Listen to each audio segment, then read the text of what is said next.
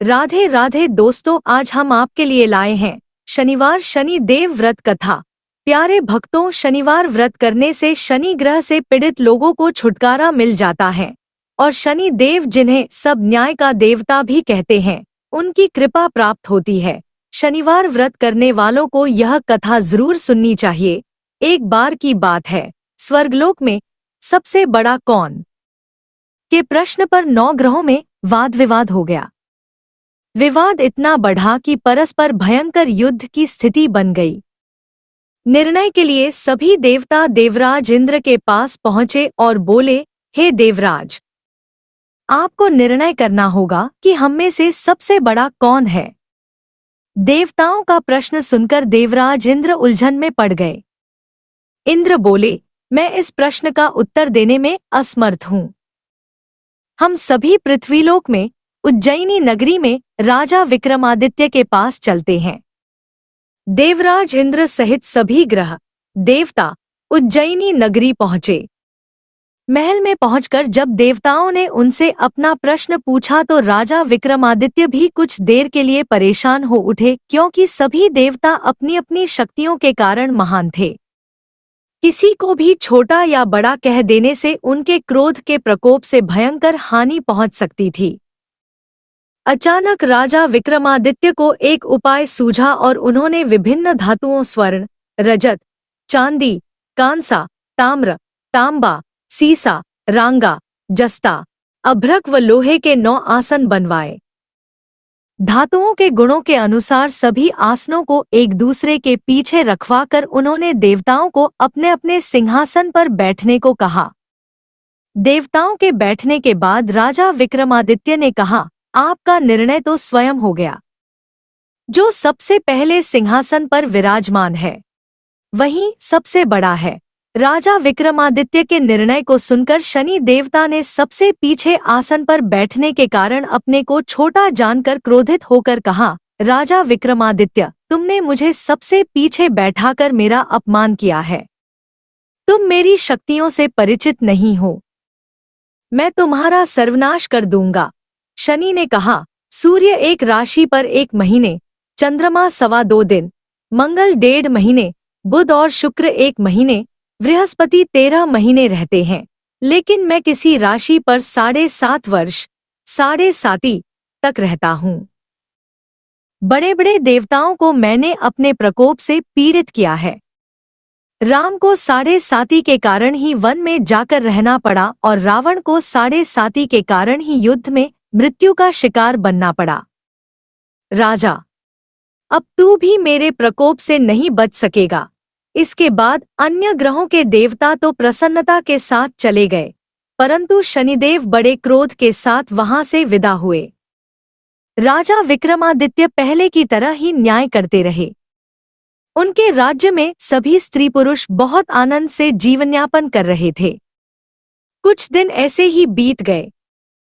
उधर शनि देवता अपने अपमान को भूले नहीं थे। विक्रमादित्य से बदला लेने के लिए एक दिन शनिदेव ने घोड़े के व्यापारी का रूप धारण किया और बहुत से घोड़ों के साथ उज्जैनी नगरी पहुंचे। राजा विक्रमादित्य ने राज्य में किसी घोड़े के व्यापारी के आने का समाचार सुना तो अपने अश्वपाल को कुछ घोड़े खरीदने के लिए भेजा। घोड़े बहुत कीमती थे। अश्वपाल ने जब वापस लौटकर इस संबंध में बताया तो राजा विक्रमादित्य ने स्वयं आकर एक सुंदर व शक्तिशाली घोड़े को पसंद किया। घोड़े की चाल देखने के लिए राजा उस घोड़े पर सवार हुए तो वह घोड़ा बिजली की गति से दौड़ पड़ा। तेजी से दौड़ता घोड़ा राजा को दूर एक जंगल में ले गया और फिर राजा को वहां गिराकर जंगल में कहीं गायब हो गया। राजा अपने नगर को लौटने के लिए जंगल में भटकने लगा, लेकिन उन्हें लौटने का कोई रास्ता नहीं मिला। राजा को भूख प्यास लगाई। बहुत घूमने पर उसे एक चरवाहा मिला। राजा ने उससे पानी मांगा। पानी पीकर राजा ने उस चरवाहे को अपनी अंगूठी दे दी। फिर उससे रास्ता पूछकर वह जंगल से निकलकर पास के नगर में पहुंचा। राजा ने एक सेठ की दुकान पर बैठकर कुछ देर आराम किया। उस सेठ ने राजा से बातचीत की तो राजा ने उसे बताया कि मैं उज्जैनी नगरी से आया हूँ। राजा के कुछ देर दुकान पर बैठने से सेठ जी की बहुत बिक्री हुई। सेठ ने राजा को बहुत भाग्यवान समझा और खुश होकर उसे अपने घर भोजन के लिए ले गया। सेठ के घर में सोने का एक हार खूंटी पर लटका हुआ था। राजा को उस कमरे में छोड़कर सेठ कुछ देर के लिए बाहर गया। तभी एक आश्चर्यजनक घटना घटी। राजा के देखते देखते सोने के उस हार को खूंटी निगल गई। सेठ ने कमरे में लौटकर हार को गायब देखा तो चोरी का संदेह राजा पर ही किया, क्योंकि उस कमरे में राजा ही अकेला बैठा था। सेठ ने अपने नौकरों से कहा कि इस परदेसी को रस्सियों से बांधकर नगर के राजा के पास ले चलो। राजा ने विक्रमादित्य से हार के बारे में पूछा तो उसने बताया कि उसके देखते ही देखते खूंटी ने हार को निगल लिया था। इस पर राजा ने क्रोधित होकर चोरी करने के अपराध में विक्रमादित्य के हाथ पांव काटने का आदेश दे दिया। राजा विक्रमादित्य के हाथ पांव काटकर उसे नगर की सड़क पर छोड़ दिया गया। कुछ दिन बाद एक तेली उसे उठाकर अपने घर ले गया और उसे अपने कोल्हू पर बैठा दिया। राजा आवाज देकर बैलों को हाँकता रहता। इस तरह तेली का बैल चलता रहा और राजा को भोजन मिलता रहा। शनि के प्रकोप की 7.5 पूरी होने पर वर्षा ऋतु प्रारंभ हुई। राजा विक्रमादित्य एक रात मेघ मल्हार गा रहा था कि तभी नगर के राजा की लड़की राजकुमारी मोहिनी रथ पर सवार उस तेली के घर के पास से गुजरी। उसने मेघ मल्हार सुना तो उसे बहुत अच्छा लगा और दासी को भेजकर गाने वाले को बुला लाने को कहा। दासी ने लौटकर राजकुमारी को अपंग राजा के बारे में सब कुछ बता दिया। राजकुमारी उसके मेघ मल्हार से बहुत मोहित हुई। अतः उसने सब कुछ जानकर भी अपंग राजा से विवाह करने का निश्चय कर लिया। राजकुमारी ने अपने माता पिता से जब यह बात कही तो वे हैरान रह गए। रानी ने मोहिनी को समझाया, बेटी, तेरे भाग्य में तो किसी राजा की रानी होना लिखा है, फिर तू उस अपंग से विवाह करके अपने पांव पर कुल्हाड़ी क्यों मार रही है। राजकुमारी ने अपनी जिद नहीं छोड़ी। अपनी जिद पूरी कराने के लिए उसने भोजन करना छोड़ दिया और प्राण त्याग देने का निश्चय कर लिया। आखिर राजा रानी को विवश होकर अपंग विक्रमादित्य से राजकुमारी का विवाह करना पड़ा। विवाह के बाद राजा विक्रमादित्य और राजकुमारी तेली के घर में रहने लगे। उसी रात स्वप्न में शनिदेव ने राजा से कहा, राजा, तुमने मेरा प्रकोप देख लिया। मैंने तुम्हें अपने अपमान का दंड दिया है।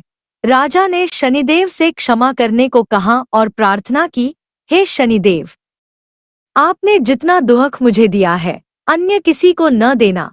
शनिदेव ने कुछ सोचकर कहा, राजा, मैं तुम्हारी प्रार्थना स्वीकार करता हूँ। जो कोई स्त्री पुरुष मेरी पूजा करेगा, शनिवार को व्रत करके मेरी व्रत कथा सुनेगा, उस पर मेरी अनुकंपा बनी रहेगी।